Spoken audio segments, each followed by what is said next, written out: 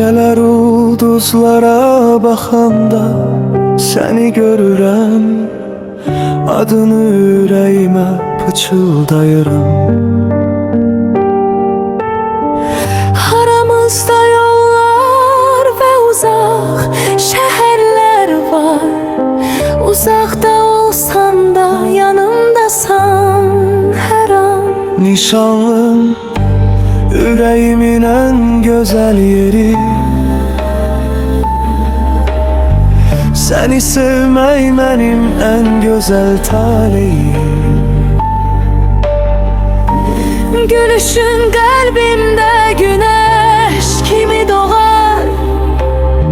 Sen hayatımın en şirin haritası. Həsrət dolu günlər bir gün bitəcək. O gün anlayacağım bütün ürəyimlə. Ellerimden heç çıxmayacaq. O gün səni qucaqlayıb heç vaxt buraxmayacağım.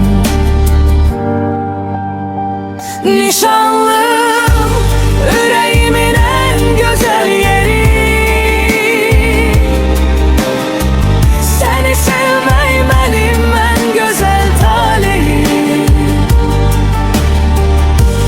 Gülüşün kalbimde güneş kimi doğar.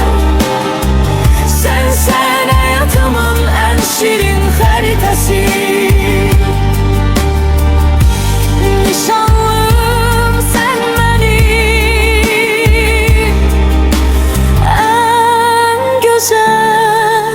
Sevgim.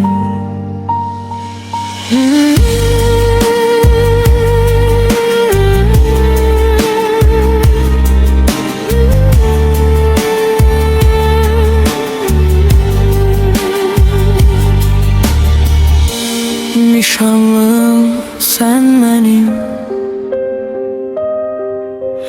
en güzel sevgim.